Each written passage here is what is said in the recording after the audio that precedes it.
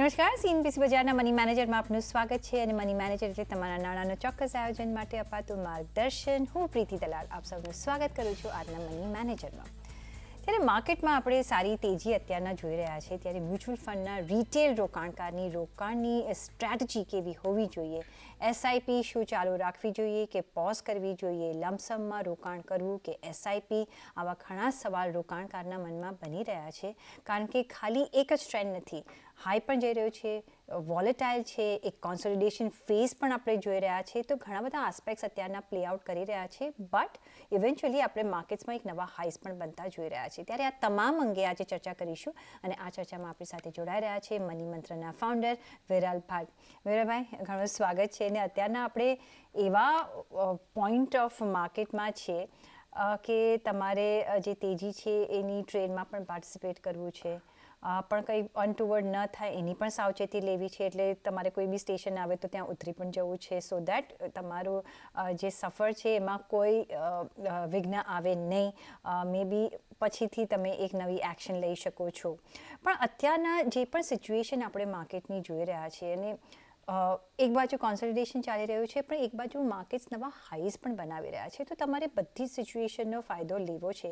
તો આવી જ્યારે સિચ્યુએશન આપણે માર્કેટમાં જોઈ રહ્યા છીએ, તો એઝ અ ઇન્વેસ્ટર મારે કઈ રીતના પ્રિકોશન લેવાના, કઈ રીતના હું એને એનકેશ કરી શકું જેથી મારા રિટર્ન્સ થોડા મને વધારે મળી જાય, કે આગળ જતાં જો કોઈ ફોલ આવે છે તો એનાથી પણ હું હેજ કરી શકું, જો અત્યારના હું સારા રિટર્ન્સ મેળવી શકું. તો ઘણા બધા સવાલ છે અને બધા દર્શકોના માઇન્ડમાં પણ આ સવાલ હશે. તો કઈ રીતના તમે ઇનિશિયલી સમજાવશો?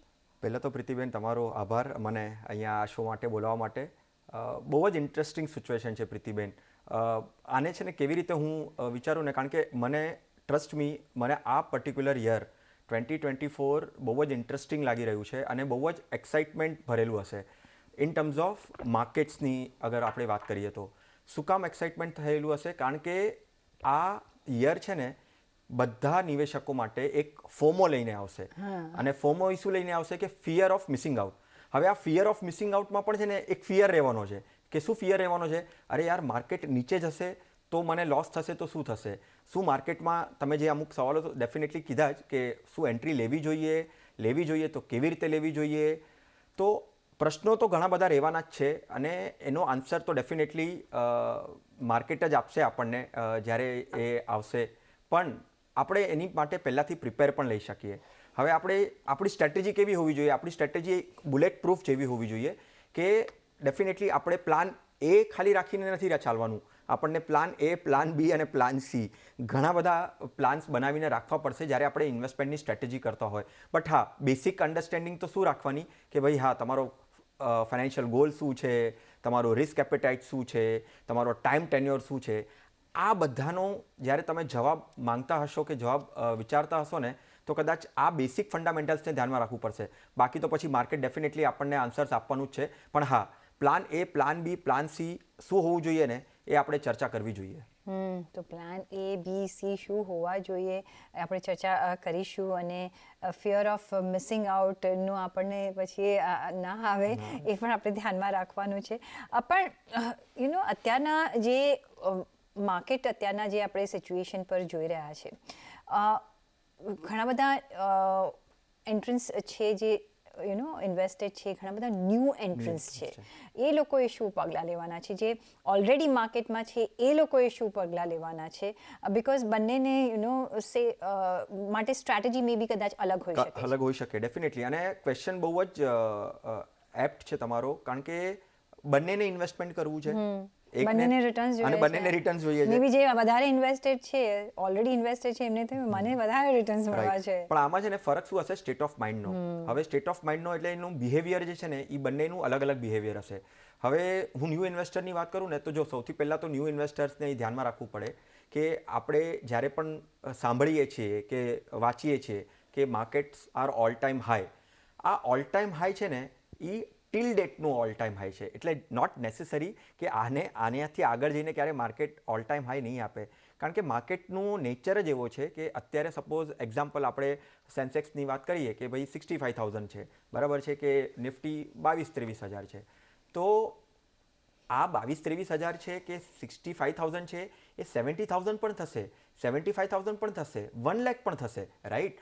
હવે ક્યારે થશે એ અલગ પ્રશ્ન છે, પણ આ માર્કેટ જે છે ને એ ઓલ ટાઈમ હાઈ છે, પરફેક્ટ છે, ટિલ ડેટનો ઓલ ટાઈમ હાઈ છે. એવા ઘણા વચ્ચે વર્ષોમાં મલ્ટિપલ હાઈઝ આવ્યા છે માર્કેટમાં, રાઈટ?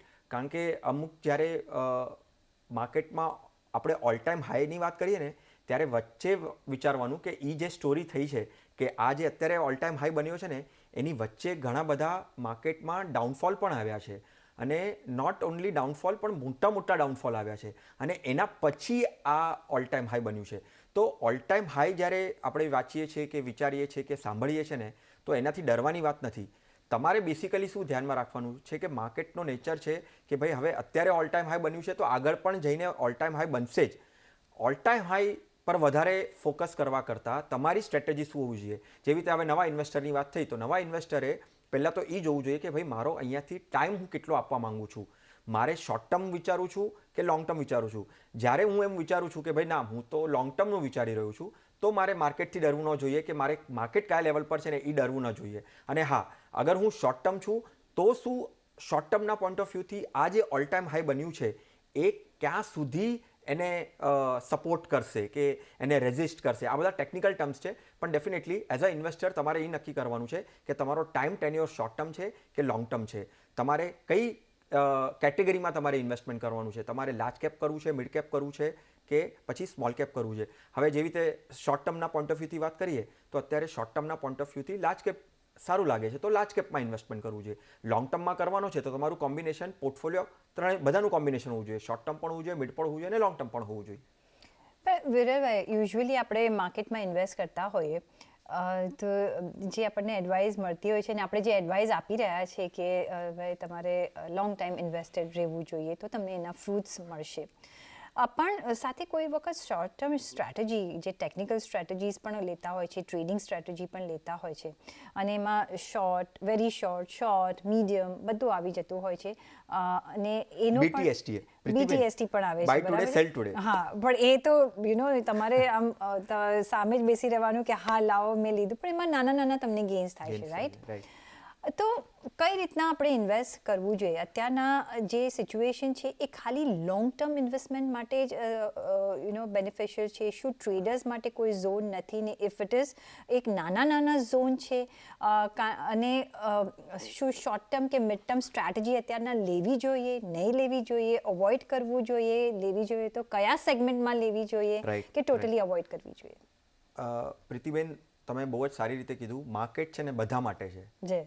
ઇન્વેસ્ટર્સ માટે તો ડેફિનેટલી ઇન્વેસ્ટર્સ માટે તો છે જ, પણ ઇન્વેસ્ટર માટે પણ છે, ટ્રેડર માટે પણ છે, શોર્ટ ટર્મ ઇન્વેસ્ટમેન્ટ કરવાવાળા માટે પણ છે, મિડ ટર્મ માટે પણ છે, લોંગ ટર્મ માટે પણ છે. પણ અહીંયા ઇમ્પોર્ટન્ટ શું છે કે ડેફિનેટલી શોર્ટ ટર્મમાં પણ તમે ફાયદો ઉપાડી શકો, કારણ કે મેં જેવી રીતે શરૂઆતમાં કીધું કે આજે 2024 છે ને ઇવેન્ટથી ભરેલું છે. આવા માર્કેટ્સ તમને સરપ્રાઈઝ પણ આપશે ને કે તમે અત્યારે હજી સુધી એનું વિચાર્યું પણ નહીં હોય. કારણ કે પહેલાં તો આ ઇલેક્શનનું યર છે, રાઈટ? ઘણા બધા ઇલેક્શન્સ આવવાના છે. એવરી ડેના ન્યૂઝથી ક્યાંક ને ક્યાંક માર્કેટ પર એની અફેક્ટ થશે. હવે થોડા ટાઈમ પહેલાં જ એક મિડ કેપ અને સ્મોલ કેપની ન્યૂઝ આવેલી છે, એને કારણે માર્કેટમાં થોડુંક પેનિક થયું હતું. હવે જ્યારે એનું ક્લેરિટી આવી, જ્યારે એની જે કન્ફ્યુઝન દૂર થઈ અને સડનલી પછી જીડીપીનો ડેટા આવી ગયો, તો જીડીપીનો ડેટા આવી ગયો તો માર્કેટે એને બહુ જ હેપીલી એક્સેપ્ટ કર્યો અને માર્કેટ ઉપર ગયું. તો શોર્ટ ટર્મ માટે આવા જ્યારે મુવમેન્ટ્સ થતી હોય ને એને આપણે કહેવાય કે મોમેન્ટમ સ્ટ્રેટેજી. તમે મોમેન્ટમ સ્ટ્રેટેજી ડેફિનેટલી અપ્લાય કરી શકો તમારા શોર્ટ ટર્મના ઓલામાં.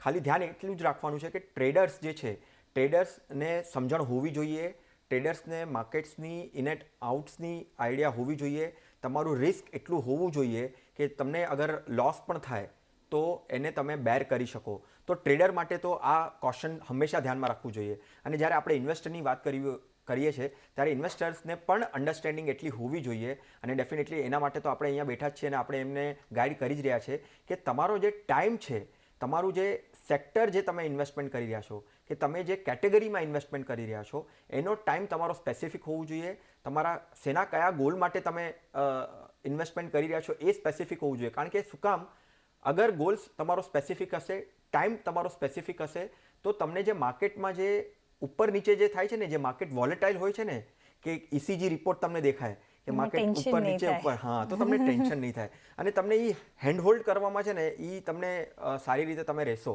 તો ડેફિનેટલી માર્કેટ બધા માટે છે, પણ તમને અગર સ્પેસિફિકલી ટેન્યોર વાઇઝ અને કેટેગરી વાઇઝ અગર જોવું છે, વિચારવું છે, તો ડેફિનેટલી શોર્ટ ટર્મ માટે મોમેન્ટમ સ્ટ્રેટેજી તમને હંમેશા ફાયદાકારક રહેશે. તમે શોર્ટ ટર્મમાં પણ તમે સ્ટોક્સમાંથી કે ઇનફેક્ટ મ્યુચ્યુઅલ ફંડના પોઈન્ટ ઓફ વ્યૂથી પણ તમે ફાયદો ઉપાડી શકશો, પણ તમને એની અન્ડરસ્ટેન્ડિંગ પ્રોપરલી હોવી જોઈએ અને તમે તમારા ગોલથી બેસિકલી ડિવેટ ના થવા જોઈએ. તમારું ફોકસ પ્રોપરલી હોવું જોઈએ, તો જ તમે આ બધી સ્ટ્રેટેજીઝ અને આ બધું પ્લાન જે છે ઇમ્પ્લિમેન્ટેશન કરી શકશો. જી, તો તમારું ગોલ એક તો ક્લિયર હોવું જોઈએ. ગોલના આધારે તમારું ઇન્વેસ્ટમેન્ટ તમારે કરવાનું છે અને પછી માર્કેટમાં રોજ નહીં જોવાનું, નહીં તો તમારા બ્લડ પ્રેશર ઉપર નીચે થઈ જાય. એ બધું ટ્રેડર્સનું કામ છે, આપણા જેવા ઇન્વેસ્ટર માટે નથી. તમારે જ્યારે તમે ગોલને આધારિત કરશો તો તમને તમારા ટાર્ગેટ્સ જરૂરથી મળ્યા રહેશે ને પછી જે ઉપર નીચે થાય છે એમાં તમારે કંઈ ગભરાવાની જરૂર નથી, કારણ કે માર્કેટનું નેચર છે. તમે જેટલું બી કહેશો કે નહીં એક જ વખત ચાલે માર્કેટ, એક જ દિશામાં ચાલે, તો એવું નથી થતું કદીએ. તો પછી જે એક્ઝિસ્ટિંગ અને ઓનગોઈંગ જે ઇન્વેસ્ટમેન્ટ્સ છે એનું આપણે શું કરવું જોઈએ? જે ઓલરેડી ઇન્વેસ્ટેડ છે એ અને જે ન્યૂ ઇન્વેસ્ટર છે, શું એ લોકોએ એસઆઈપી કરવી હોય તો શું કરવું જોઈએ અને શું અત્યારના લમસમ કરી શકાય કે નહીં, જેની પાસે એક લિક્વિડિટી, કારણ કે ઘણી બધી છે માર્કેટમાં અને રિટેલ ઇન્વેસ્ટર માટે, અને એટલે જ આટલું બધું ફંડિંગ આવી રહ્યું છે માર્કેટમાં અને મ્યુચ્યુઅલ ફંડ થકી. કયું બેટર ઓપોર્ચ્યુનિટી રહેશે? પ્રીતિબેન, જ્યારે પણ કોઈ પણ ઇન્વેસ્ટર્સ ફર્સ્ટ ટાઈમ ઇન્વેસ્ટર્સની વાત કરું છું, એમને હંમેશા પ્રશ્ન એ જ આવતો હોય છે કે બધા વાતો કરી રહ્યા છે કે ભાઈ આ માર્કેટ ઓલ ટાઈમ હાઈ છે, મારે એન્ટ્રી લેવી જોઈએ કે ન.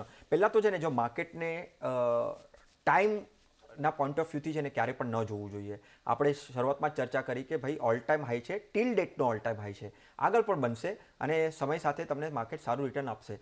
પણ માર્કેટને ટાઈમ કરવું કે ભાઈ મારું આ એન્ટ્રી લેવાનો ટાઈમ સાચો છે, કેવી રીતે છે, શું છે, એ બધું ન વિચારવું જોઈએ. ઉલટાનું હંમેશા એમ જ વિચારવું જોઈએ કે હું વધારે ને વધારે માર્કેટમાં ટાઈમ સ્પેન્ડ કરું, માર્કેટમાં વધારે ને વધારે હું રહીશ તો મને સારું એવું રિટર્ન મળશે.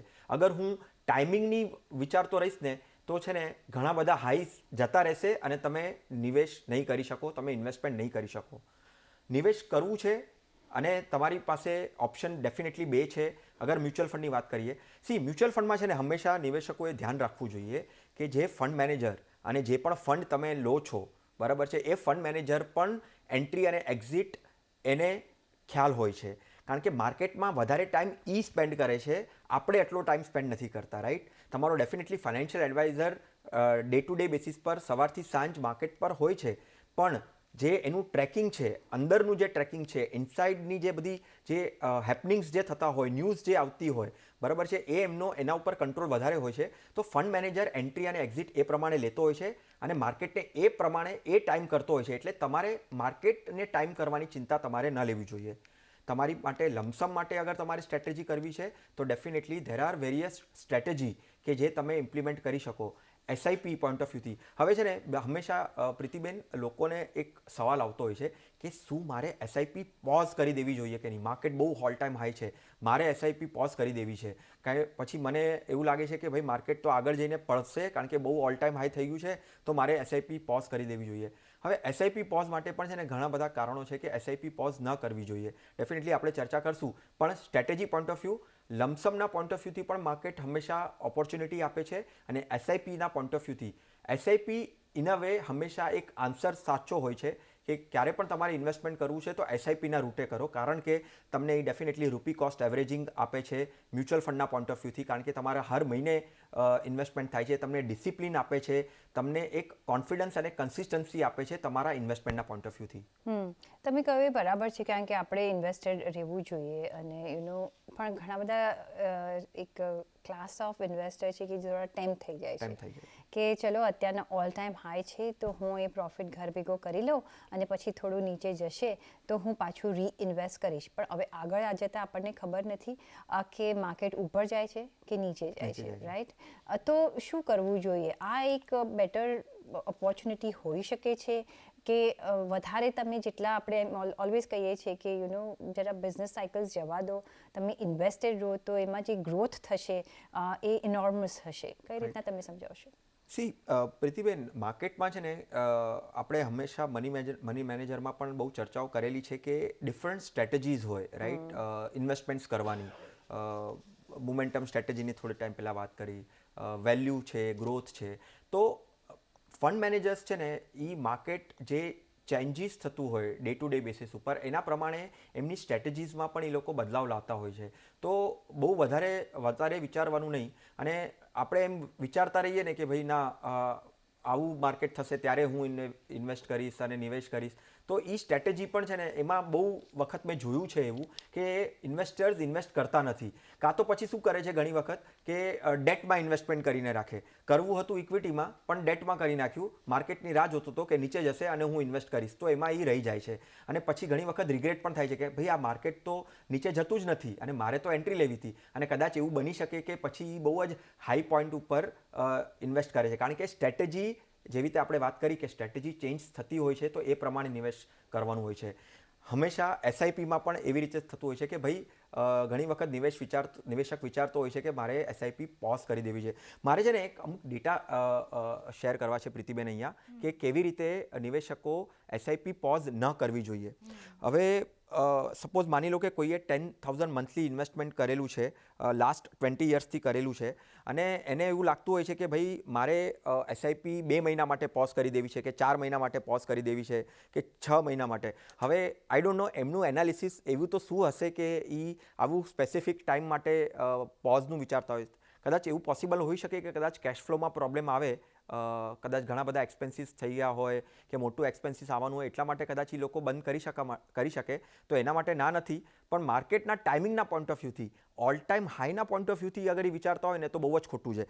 મેં એક એનાલિસિસ કરેલું છે, હું અહીંયા દર્શકો સાથે શેર કરવા માંગુ છું કે સપોઝ નોનસ્ટોપ કોઈએ ઇન્વેસ્ટમેન્ટ કરતું રહ્યું અને પોઝ ન કર્યું, તો અહીંયાથી આપણે નિફ્ટી 50ની વાત કરીએ તો અગર સપોઝ નોનસ્ટોપ કર્યું તો 11.94% રિટર્ન એમને મળ્યું, અને 91 લાખ સુધીનું કોર્પસ એમણે એક્યુમ્યુલેટ કર્યું. રિટર્ન સાથેની વાત કરું છું, નોનસ્ટોપ, નો પોઝ. સપોઝ 2 મહિના પોઝ કર્યું તો 85 લાખનું કોર્પસ કર્યું અને રિટર્ન અરાઉન્ડ 11.93.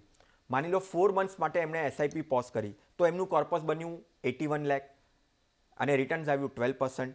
6 મંથ્સ માટે પોઝ કર્યું તો 12% રિટર્ન આવ્યું. હવે રિટર્નનું ડેફિનેટલી જોવા જઈએ ને તો ફરક વધારે કાંઈ નથી, 50 બેસિસ પોઈન્ટ, 75 બેસિસ પોઈન્ટ, 1% ફરક આવ્યો. પણ તમારું કોર્પસ જોશો ને તમે, તો કોર્પસ તમારું ઓછું થઈ ગયું. તો માર્કેટને તો રિટર્ન્સ આપ્યું જ છે, માર્કેટે તો ઇનફેક્ટ નેગેટિવ રિટર્ન પણ નથી આપ્યું. પણ તમે જ્યારે પોઝ વિચારો છો માર્કેટના ઓલ ટાઈમના પોઈન્ટ ઓફ વ્યૂથી, એ વિચારવાનું ખોટું છે. એસઆઈપી બહુ જ સારી સ્ટ્રેટેજી છે, કોઈ પણ માર્કેટ રહેવા દો, વોલેટાઇલ માર્કેટ રહેવા દો, ડાઉનફોલ હોવા દો કે પછી હાઈ હોવા દો. ડાઉનફોલ માટે પણ સારું શું કામ છે? કારણ કે ડાઉનફોલ કેટલા સુધી રહેશે?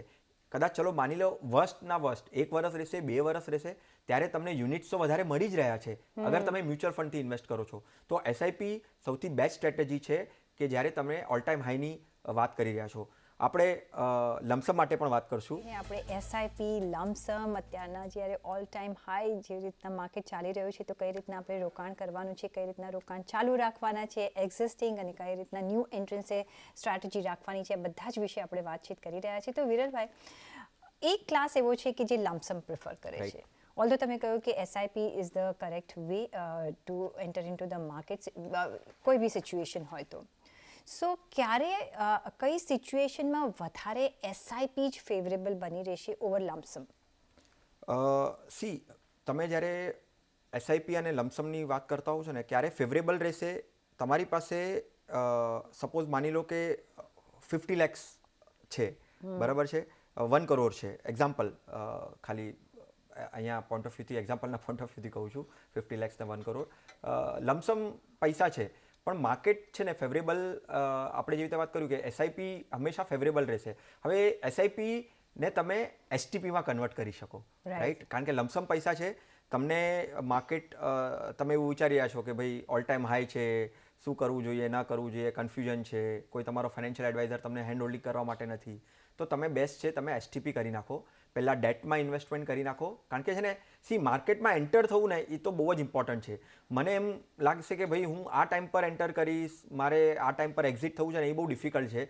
કોઈ પણ નિવેશક તમને જ્યાં સુધી એક્સપિરિયન્સ એટલું આઈડિયા ન હોય માર્કેટ્સનું ને એવું ન હોય ને તો એના માટે તો બહુ જ ડિફિકલ્ટ છે.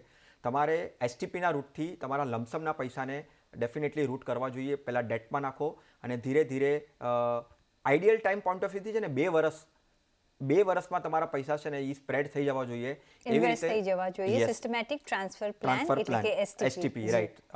એસટીપીના પોઈન્ટ ઓફ વ્યૂથી એટલે સિસ્ટમેટિક એટલે એને એકચ્યુઅલી આમ તો કહેવાય એસઆઈપીની સ્ટ્રેટેજી, પણ એ એસટીપીના પોઈન્ટ ઓફ વ્યૂથી એટલે સિસ્ટમેટિક ટ્રાન્સફર પ્લાન, જે ડેટ ઇન્વેસ્ટમેન્ટ એટલે તમે કોઈ ડેટ ફંડ્સમાં નાખી શકો, લિક્વિડ ફંડ્સમાં નાખી શકો, શોર્ટ ટર્મ ડેટ ફંડ્સમાં નાખી શકો અને ધીરે ધીરે તમે ઇક્વિટીમાં નાખી શકો. હવે ઇક્વિટીમાં પણ જ્યારે નાખવું છે તો ડાયવર્સિફાઈડ કરવાનું વિચારો.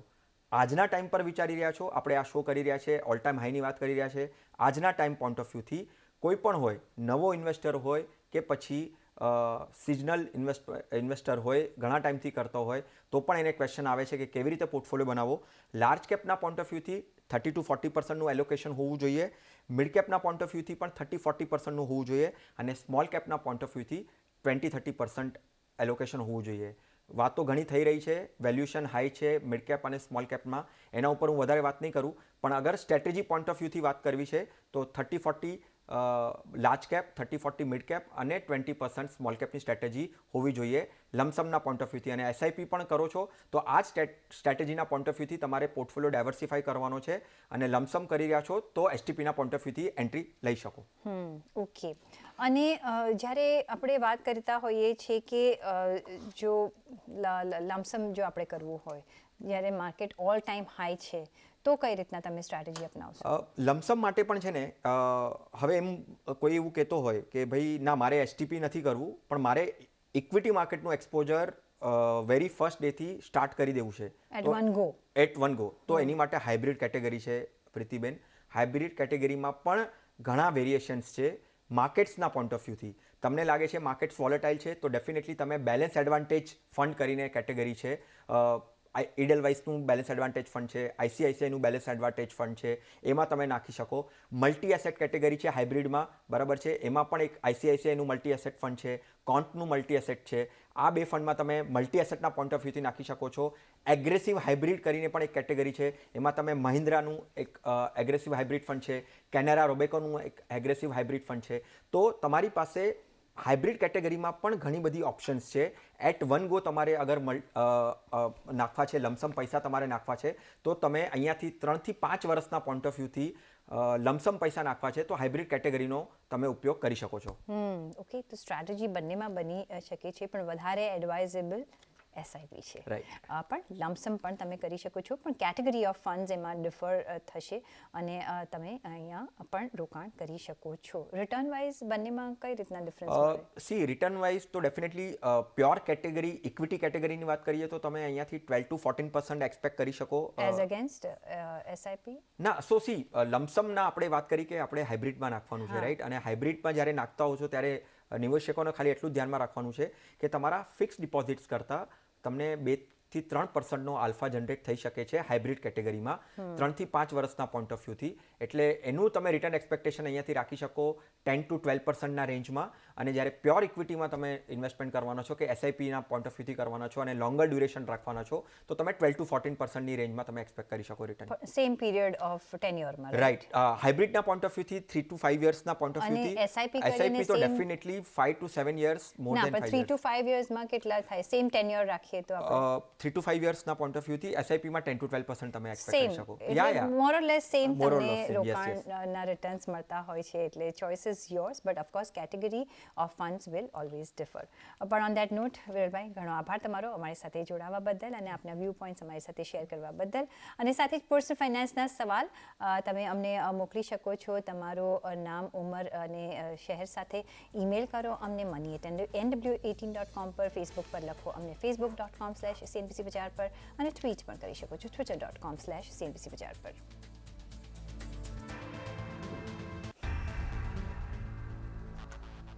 અને સાથે જ મની મેનેજરના એપિસોડમાં અત્યારે બસ આટલું જ. પાછા મળીશું નેક્સ્ટ એપિસોડમાં. ત્યાં સુધી આપશો રજા. નમસ્કાર.